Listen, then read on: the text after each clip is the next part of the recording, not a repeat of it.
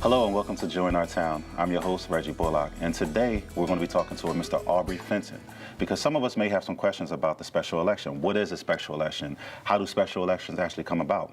So Mr. Aubrey Fenton is going to be helping us today kind of uncover some things about that. How you doing, sir? I'm doing fantastic. How are you doing? I'm pretty good. So your position in relationship to New Jersey and in the particular county that you work in, what is your position? Well, I'm a former Burlington County Former, okay. Exactly. I'm no longer in elected office, but when I was in elected office, I actually served as the director of the county's board. Okay. And New Jersey has 21 counties. Okay. And each of those counties occupies a certain geography. And Okay. in Burlington County, we had 40 municipalities. So that's cities, towns, villages, boroughs, the whole bit. And as a county freeholder, there was 5 of us, and the 5 of us managed the entire county at large. The entire county? Entire county. And so the county owned the property, it has the courts, and then you also have certain responsibilities to the state as far as what you do as regards to elections. So when a person votes, you have your county board of elections and you have your state board of elections. Okay. And the county works in a position where you're carrying out the mandates of the state. Okay, so how is a freeholder different from a commissioner or a mayor? Well, in different states, they actually use the term freeholder as commissioner. Okay. So in Pennsylvania, you might have county commissioners. Okay. In New Jersey, we're a bit unique because New Jersey is what you call a home rule state. Okay. So we have roughly 8.5 million people, somewhere right around there, and we have 566 municipalities, Okay. According to my last count. But those 566 municipalities are organized within 21 counties. Okay. So you might have a mayor who's in charge of a town, but then that mayor is also part of a county. That community is part of a county. Okay. So when I was a freeholder, we had almost 40 mayors that we would have to work with. Okay. And each of those mayors has their own council or their own townsmen or wards representatives. So there's really political bodies within political bodies. Okay. Well, let's talk about today's topic, for instance. Sure. Special elections. Yes. Now, every 4 years, I'm all into the presidential or whatever big elections, but sometimes these special elections pop up. What is a special election? Well, a special election is any time you have to fill an office outside of the normal election cycle. It can happen locally. If you have a mayor who resigns, that happens more frequently than you would think. Okay. Or any council person, a board of education person, if they resign, if their term is expired, if they're removed from office, or even if there's a referendum pulling them out of office. Okay. Then it requires that the public then has some voice or the voice in determining who's going to now fill that unexpired term. That's the phrase, the unexpired term. Okay. So it happens locally.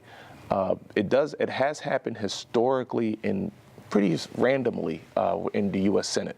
Okay. Every state has 2 senators that represented in Washington. Right. And in New Jersey, we have 2 senators. They run just about every 4 years from each other. Their term is 6 years. Okay. And what happened is this year we had a senator, Senator Frank Lautenberg, who passed away. Passed away. That's correct. And it put New Jersey in a condition where we said we have a person who's passed away. The next, 14, 15 months of his term are unexpired. Who should now represent the state on every issue that's coming up in Washington? Who's going to work with Senator Menendez? Right.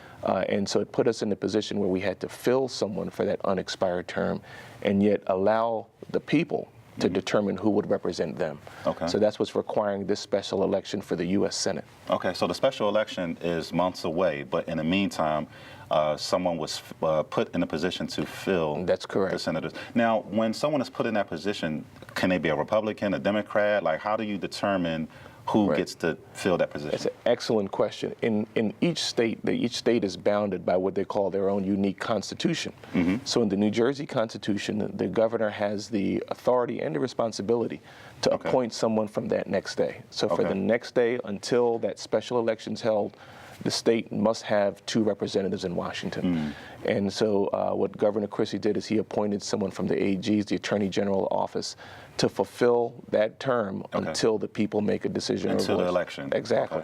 Now, when that election takes place, whether it's in October or November, some said that it could have gone all the way until the next 14 months. That those are decisions that the governor makes in which he must comply and comport with the state constitution. In New Jersey, this is a very unique case because it's not often that you have a U.S. senator who has an unexpired term. But today in 2013, that's where we were.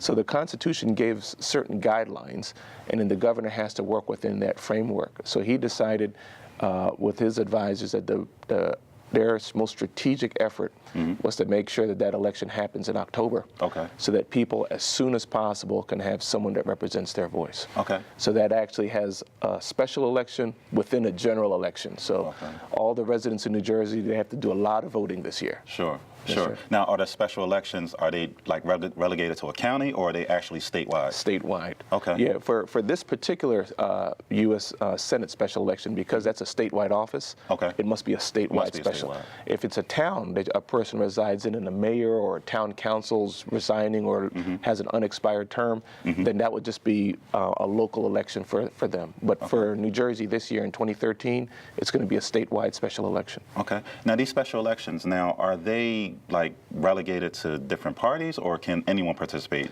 Democrat, Republican, Independent? It's exactly like every other election. So for instance, for this special election, there's some key dates for people to remember. You have August 13th for the primary, October 16th for the general election. Okay. And just like in any election, in the primaries, your voters have to declare which party they're going to vote for. Because your primary, you're actually choosing the candidate that your party will nominate for the general election. Okay. So prior to August 13th, there will be people, you have to make sure you're registered. I believe that date is July 23rd.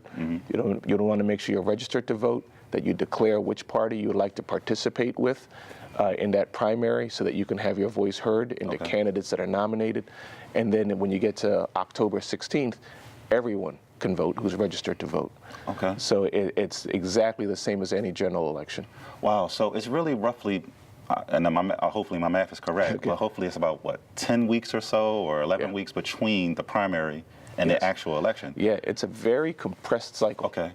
And that's what makes this year so unique, because you have a Senate primary, then you have a U.S. Senate election, and then a few weeks after that, you have the gubernatorial election for the governor. Okay. So in 1 year, which is very historic, you'll be voting for a U.S. senator, you'll be voting for a New Jersey governor, and you'll be voting for the entire legislature for New Jersey. Okay. So a lot of decisions can be made in a matter of months. So someone who wants to make an impact on all these decisions, they need to register to vote now. Absolutely. Okay. Absolutely. Okay. They should register now. They should participate in every primary. They should participate in every general election, because this is a historic year. Okay. Now, when someone runs for a special election, and let's say they win, how long is their actual term?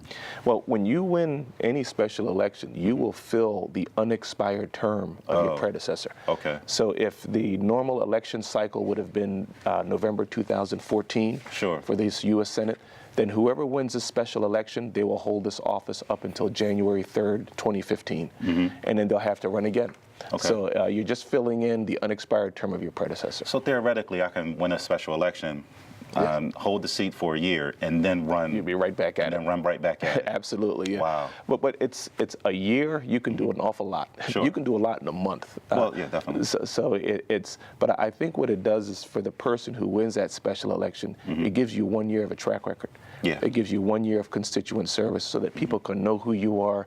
You can learn about your community. You can learn about your constituency, so that the next time you run, you're not running as someone from the outside. You're running with someone with some experience. Okay. Now, what about the cost associated with it? Now, if you're running a special election, I'm sure there's polling places, there's school closings, there's traffic in some instances. Absolutely. So what about the actual cost associated with it? Well, in New Jersey, the cost of elections is usually borne by the state and the county. Okay. So for this particular special election, the cost, from what the reports are saying, could be in the neighborhood of $12 million. Wow. Because when you do it statewide, it's every county, it's every municipality, it's your poll workers and everything else.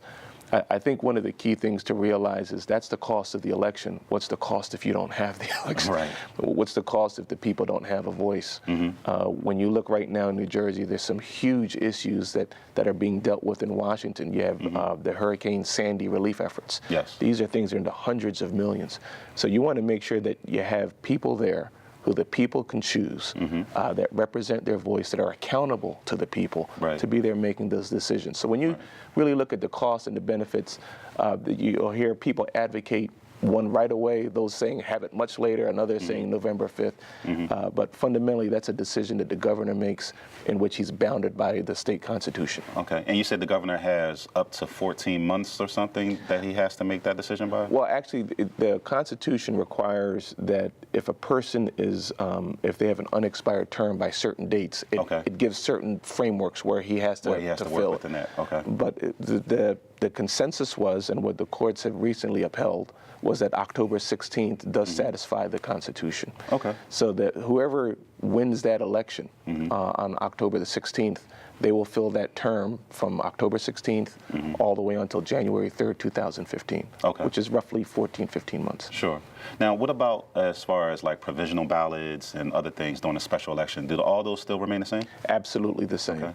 Okay. And what I would recommend is that to anyone who really wants to know all of the dates and the deadlines, because there's a lot of different dates this year with the special election and with the gubernatorial election, is you can go to the New Jersey, the state of New Jersey's Division of Elections website, and you can find out every deadline as far as mail-in ballots. If I want to go in person, if I want to do an absentee or provisional ballot, they have them for every single election right in front of you. Okay, and that's, you can also find the registration deadlines and all that there as well. Absolutely, the registration for the primaries, registration for the general as well. Okay. So now, is the fact that there's an additional Senate seat available right now placing a huge emphasis on this particular election, the special election? Yeah, I believe so. Okay. And I believe so because right now, nationally, we're dealing with some very serious issues. Sure. You know, you have everything from healthcare reform to the discussions about gun control, to the discussions about what do we do for the people in the Middle East that are bringing troops home. So it's a very critical time for every single senator, every person who's working in Washington, D.C. They're working very hard. Okay. So when you have a special election, the people are determining who's going to represent that state in Washington.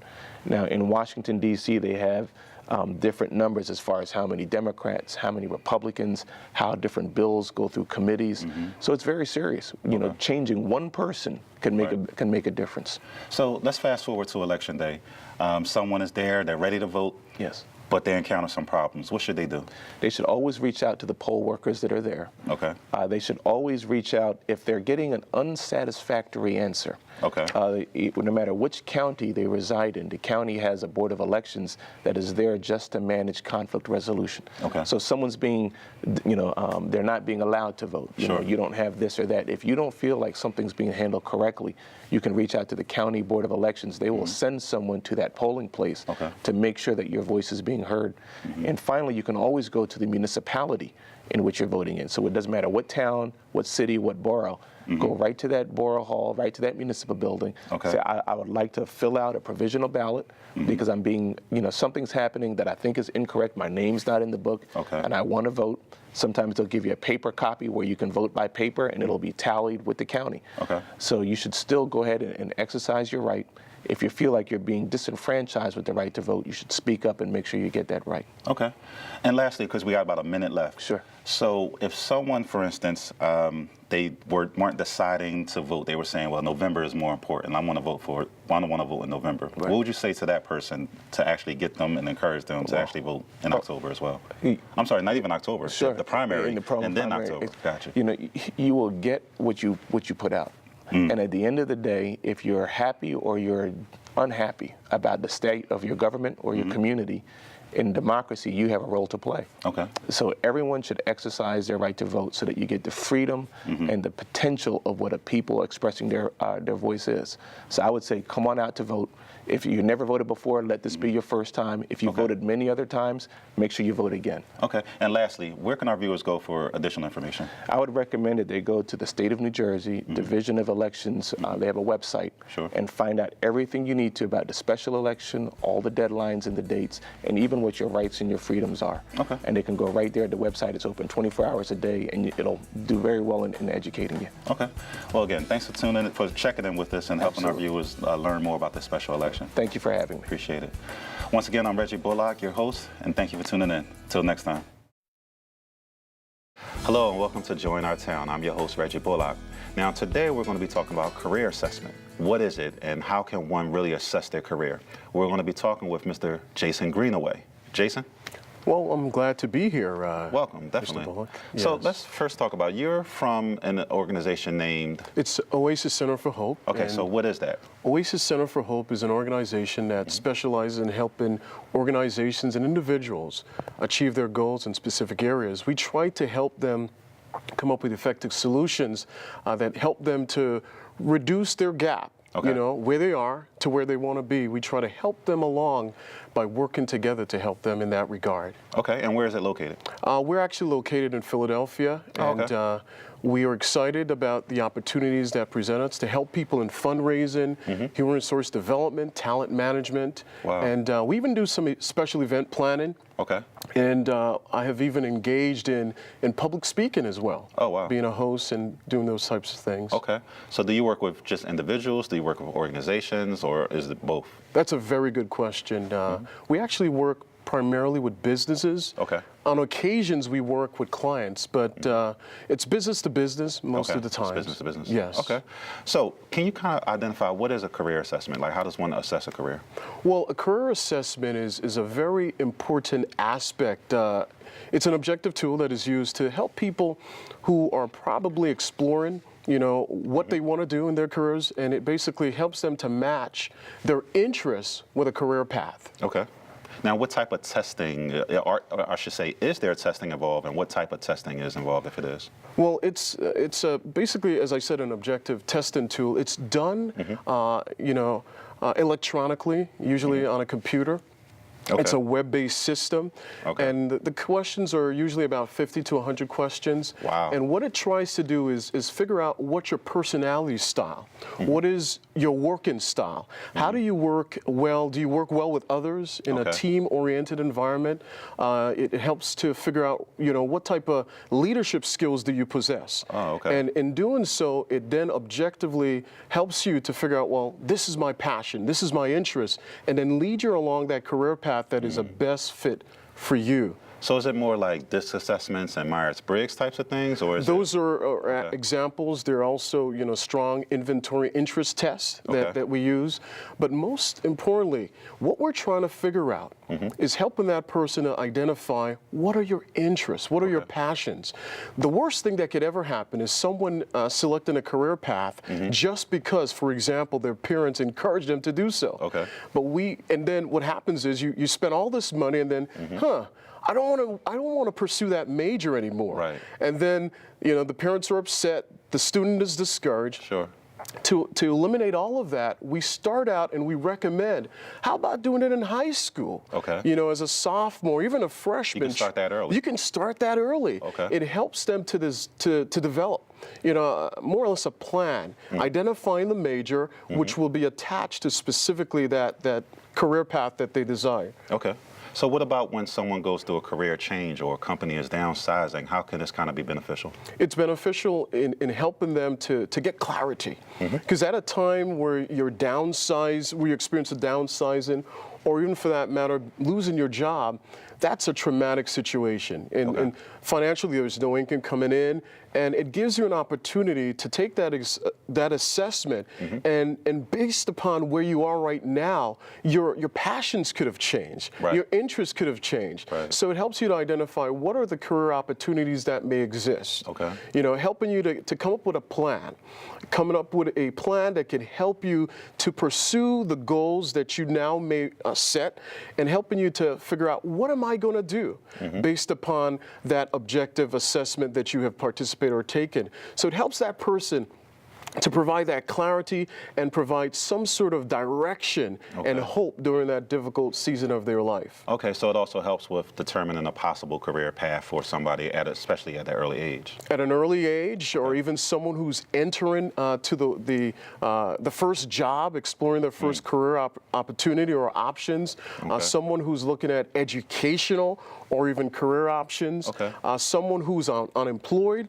I would even say someone who is about to retire Oh, wow. And they're now in this new season of their lives, and they have aspirations, they have goals. But then let's test your assumptions. Okay. Are those things a good fit for where you are? Okay. Do you have the time? Do you have the skill set to even go into those areas? Will it fit your personality? Okay. Will it be too rigorous? Will it be too will it constrain your time? So we have those types of tools, as well as having, myself or one of our advisors assisting them in that capacity, will help them to kind of figure out where and what they're going to do. As far as their, I would even say this, and when it comes to what is your calling? Okay. What were you created to do? Wow. What is the place that you can have the most significant impact? Okay. And usually, people pursue things that will give them a lot of money. Right. But then, as they continue to go along that path for years, they realize there's something missing. And the reason is they're doing something that they do not enjoy. They're doing something that they're not called to do. Fulfillment. The fulfillment. And that's what Maslow's hierarchy of needs. Okay. At some point, when your physiological needs are met, when you feel security, when you're secure, when you have you're loved and a need for belonging has been fulfilled, then there's that level of self-actualization. Okay. That's when you feel like you're really contributing to a life, you're making a difference, and you're fulfilling that social responsibility. Sure. Break down Maslow's hierarchy of needs again, going from the top to the bottom. Well, just real quick. the first stage is physiological needs. Okay. That's your clothing, a place to stay, your shelter. Sure. That includes clothing, those basic physiological needs. Okay. Then there's security, security of being in a place where there's no harm or any threat to you. You're in a good place, a safe place. Then you have the next aspect, which would be being loved. Okay. I would even refer to it as words of affirmation, being encouraged, being motivated, being loved by family, friends. Right. And even being in a relationship, or even at school, for example, where your teacher provides that nurture, that care, that concern. Sure. And hopefully it's even established in child years, Okay. in preschool and things of that nature. So that's the need to be loved. Okay.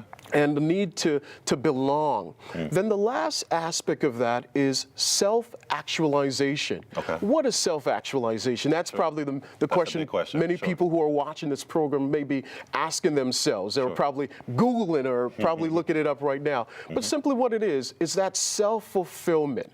My needs have been met physiologically. Okay. Socially, my needs are met. But now it's not about me. It's about others. Okay.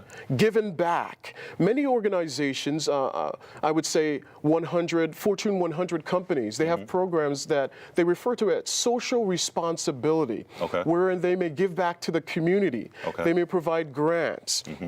They may provide scholarships, but it's that area wherein you've reached your life, where you've done all the things in your career, but now you're fulfilling those goals of making a difference in the life of someone else, Okay. where you're really fulfilling that calling.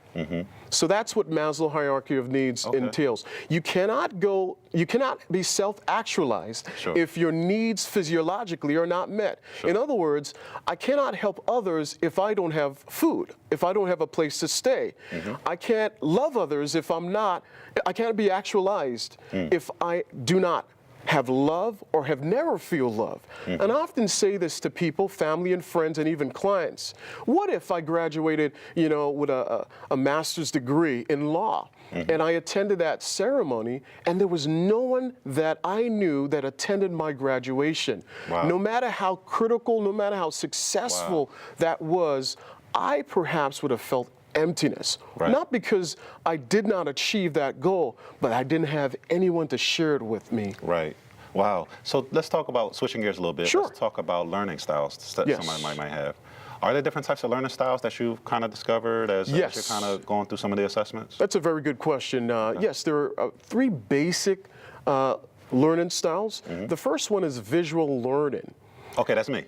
That's you, okay. Okay, Most gotcha. people are visual learners, wherein you have to see the You gotta see it. picture, Yeah. you have to see the person, you have to see illustrations. And even in graduate schools or even undergrad schools, professors, facilitators intentionally show videos. Right. So that it's not just a icebreaker, but it helps to help people to understand the concepts or break things down.